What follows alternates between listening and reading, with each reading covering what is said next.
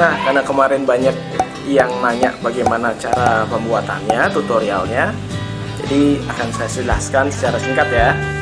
Yang pertama, untuk papan itu intinya itu cuma dilebur ya, tapi bukan dibakar, dilebur.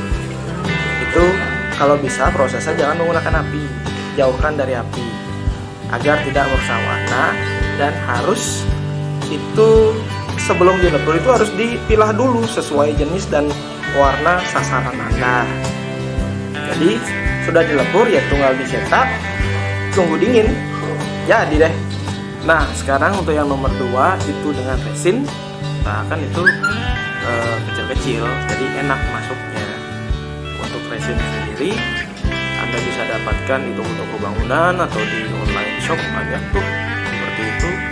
Kalau kita di sini menggunakan resin tapi itu cair ya, dan kita memerlukan katalis atau pengerasnya.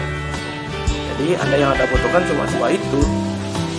Perbandingan antara penggunaan resin dan katalis itu 100:1, dan harus ada di tempat yang teduh dan bebas debu lah. Kan Anda tidak mau kan karya Anda terlalu banyak debu udah ada di dalamnya ya, jadi seperti itu. Dan itu usahakan di saat Anda sudah masukkan resin itu sudah dicampur, dicetak duluan ya, maksudnya dalam cetakan langsung, cetakan ukuran berapa yang Anda mau. Anda juga bisa cari ketebalannya berapa, habis itu, tapi itu kan berpengaruh, tebal dan besar gitu ya. Besar cetakan itu berpengaruh dengan banyak atau tidaknya resin yang Anda gunakan. Ini bukan kerja saya sendiri dari Rumah Plastik, tapi yang pertama ini adalah kerja sama dari kita di Rumah Plastik, join dengan Widu Workshop di Denpasar, juga Bali Rari Konstruksi juga.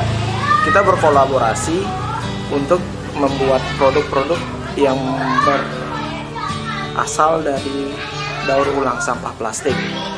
Untuk produknya kita buatnya sekarang masih ke papan awal dasarnya. Ini dengan plastik yang dilebur saja, dicetak. Kita juga buat di sini balok-balok dari plastik. Tujuannya pertama pastinya kita berusaha meningkatkan nilainya. Yang kedua, mungkin sebagai salah satu jalan untuk mengurangi penggunaan kayu dalam furniture atau keseharian kita. Ini bukti bahwa plastik pun bisa loh digunakan seperti kayu. Dan yang terakhir itu tujuannya adalah membantu teman-teman dari Yayasan Kaki Kita di Sukesade Buleleng untuk dalam bidang pemberdayaan. Dan karena akhirnya dalam jangka panjangnya semua ini akan dilakukan oleh teman-teman difabel yang akan dikelola oleh Yayasan Kaki Kita Sukesade Buleleng. Nah, sekarang pembedanya, kalau yang dilebur itu tergantung cetakan awal di mesin. Kalau saya di sini menggunakan cetakan 1x1 meter persegi. Jadi kalau di saat digunakan itu perlu perlu adanya pemotongan untuk cari spare atau size yang Anda mau. Jadi udah pasti gitu loh kalau di tempat saya 1x1.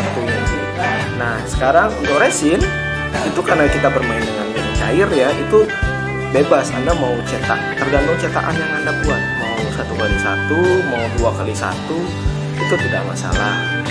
Karena ya memang karena kita bermain dengan benda cair. Saya harap ini bisa menjadi salah satu solusi untuk cara merecycle sampah plastik yang bisa meninggikan atau membuat nilai jual plastik itu bertambah. Dan terima kasih kepada kawan-kawan yang sudah bekerja keras untuk menjaga lingkungan. Anda hebat. Nah, sekarang kita kan berusaha nih membuat jadi furniture, karena ya basic kita ya di sana gitu. Tapi kita juga kehabisan ide nih. Ini bahan-bahan ini jadiin apa ya? Kalau ada ide yang bagus, menarik, itu dan juga ada estetika seninya, apalagi memiliki nilai jual, coret-coret di bawah ya. Bakal kita coba-coba bikin nih, biar seru.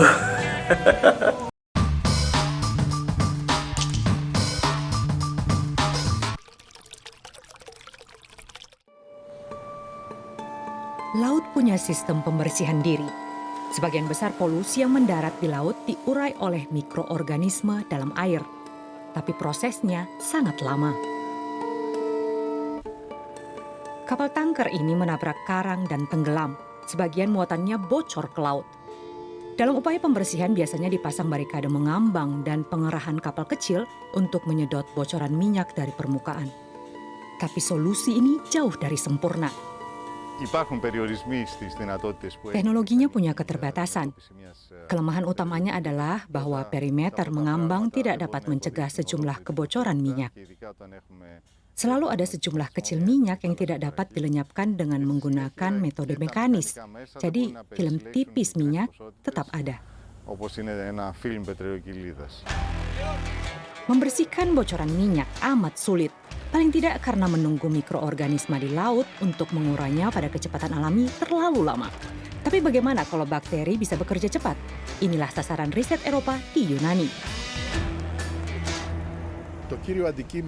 Target utama proyek riset kami adalah menemukan teknologi baru untuk meningkatkan biodegradasi alami yang dimiliki mikroba laut. Kami mencapai target itu dengan rangkaian langkah yang memberikan mikroba semua hal yang diperlukan agar memakan minyak lebih cepat. Di laboratorium, para peneliti menyimulasi kebocoran minyak untuk menguji coba metode baru. Mula-mula minyak nabati yang mudah terurai disemprotkan untuk mengurangi tegangan permukaan air. Dengan itu minyak dan air bercampur. Menyemprot minyak dengan surfaktan ini tidak menyebabkan minyak lenyap. Yang dilakukan adalah memecah minyak jadi tetesan lebih kecil. Dan ini bisa diserang oleh mikroorganisme di lingkungan untuk mengurai minyak sepenuhnya. Bakteri pemakan minyak tidak perlu diciptakan karena biasanya muncul di laut dimanapun ada kebocoran minyak. Tapi para ilmuwan ingin membantu bakteri ini tumbuh dan bereproduksi lebih cepat.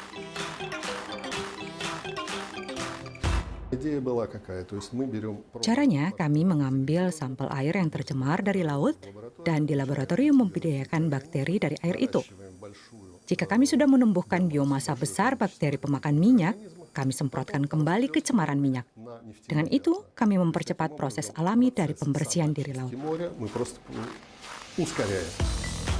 Untuk merangsang rasa lapar bakteri pada minyak, para peneliti menambahkan fosfor dan nitrogen ke dalam campuran.